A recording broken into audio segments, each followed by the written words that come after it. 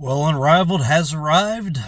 We're all wondering how it was going to do. A lot of us had very doomy and gloomy expectations for how Unrivaled would do, as far as how it was going to look, how its ratings were going to be, how it was going to be received, how they're going to be able to handle themselves under the spotlight without Caitlin Clark, how they're going to be able to do on their own without the NBA there to kind of have a safety net under them in case things didn't go well.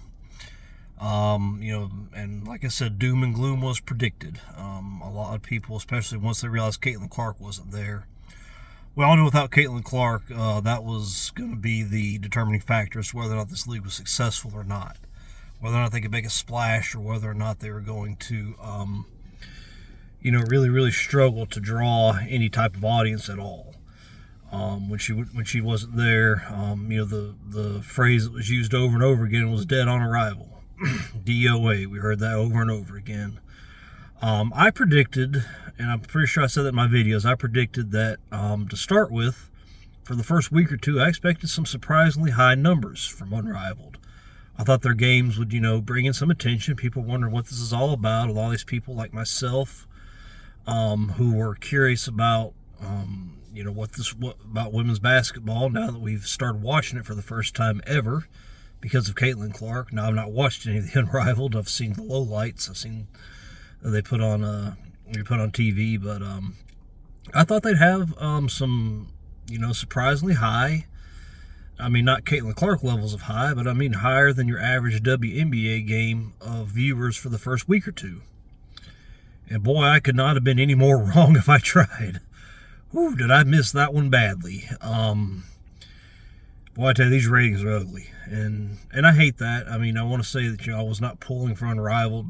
I was actually hoping Unrivaled would have some success. First of all, it's an enterprising deal. I want to see people that are enterprising and creating their own deal.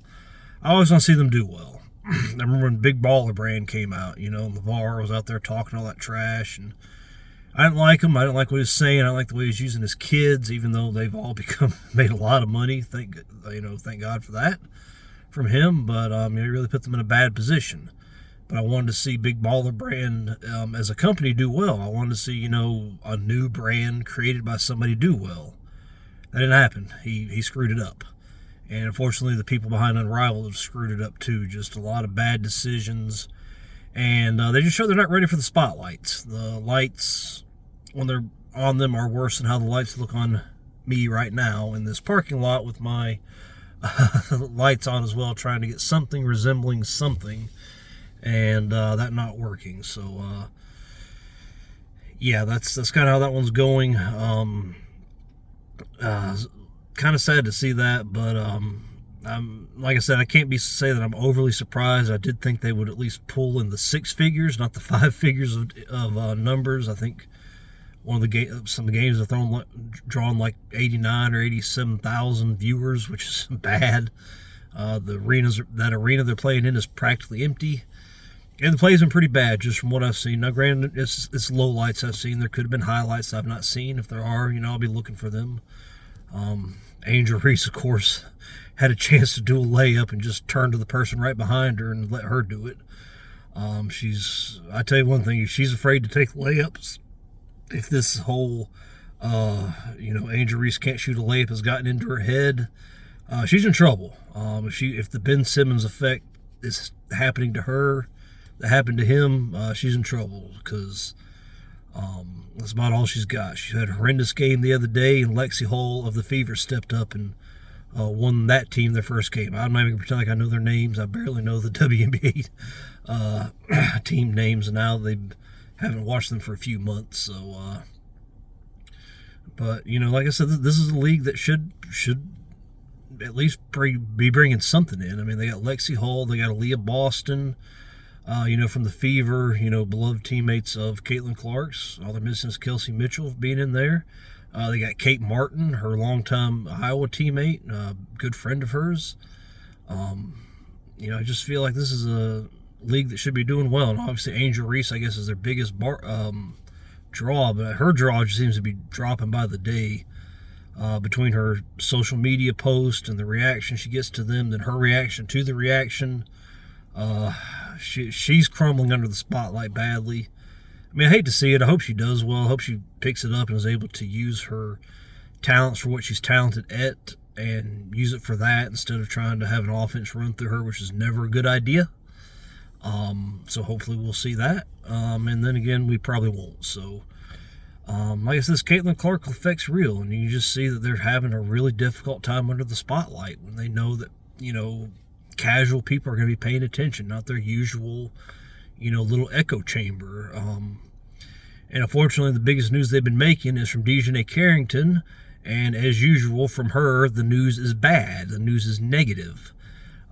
First of all, she had a really hard foul where she whacked Kate Martin, Caitlin Clark's teammate, to the ground, and then did a little Bill Laimbeer grin about it. Well, Bill Laimbeer was at least part of a champion, a back-to-back champion in the NBA. Dejanay Carrington has been a bit player on a very disappointing Connecticut Sun team that has had some very good regular seasons and some very disappointing playoff flameouts. So she had that, and then she wore a fuck Trump hoodie into a game. And it's like, why? I mean, we're to the point now, we're sick of politics. And it just seems like the WNBA is stuck in the past so badly. The Las Vegas Aces, I found out, still on their post-game reports talk about Breonna Taylor? Whoever the girl was in 2020 during the year of all that, whose boyfriend was selling drugs, got raided by the police, shot a police officer, and then used Breonna as a human shield. And they're trying to get the cops in trouble that shot her, that were shooting back at the guy that shot them, unaware that he was using her as a shield, like it's their fault, like he shouldn't be the one in trouble. But that's just how they are. They just they're not ready for the spotlight, and like I said, they keep running people off, but they better be ready for it, because as long as Caitlin Clark's there, we're going to pay attention. And when we see you do something stupid, we're going to call it out. And like I said, I mean, even if you don't like Trump, I mean, what's the point? It's over. The election's over. He cannot be reelected now.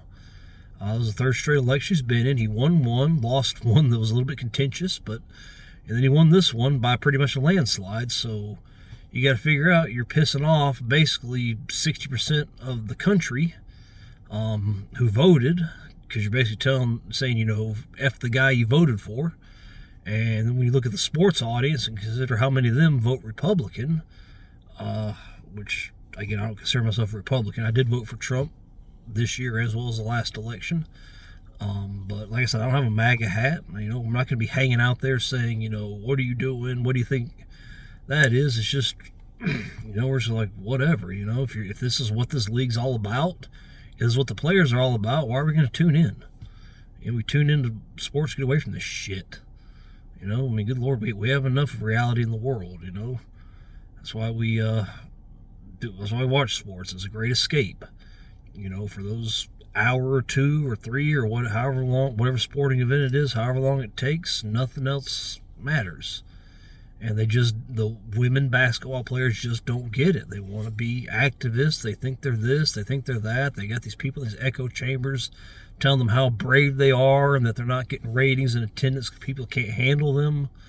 That they don't want to see them, being strong, which is false. I want to see anybody worth it being strong. But, at the end of the day, you have to put a product out there worth watching, which they've not done. And you have to give the casual viewer a reason to tune in, which they've not done. And now Unrivaled is, if the first week's this bad, are they even going to be able to finish the season? Where do they go from here? And again, because they've opted out of their CBA, so they're going back to the bargaining table at the end of the 25 season coming up.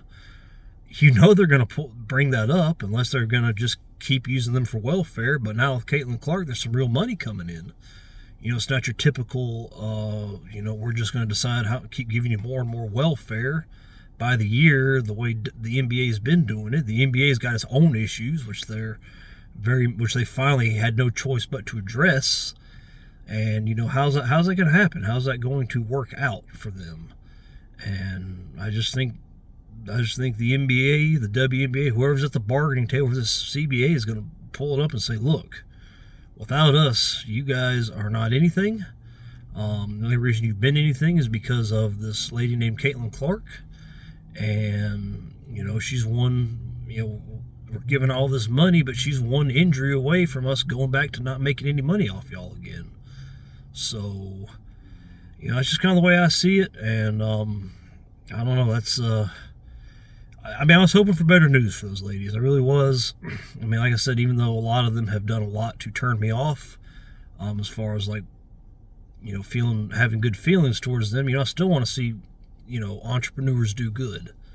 Brianna Stewart and Ephesa Collier put a lot of their heart and soul into this, and a lot of the people that are playing, really care about this, and I really, want this to do well, and I feel like it could help all of women's basketball, which is a good thing.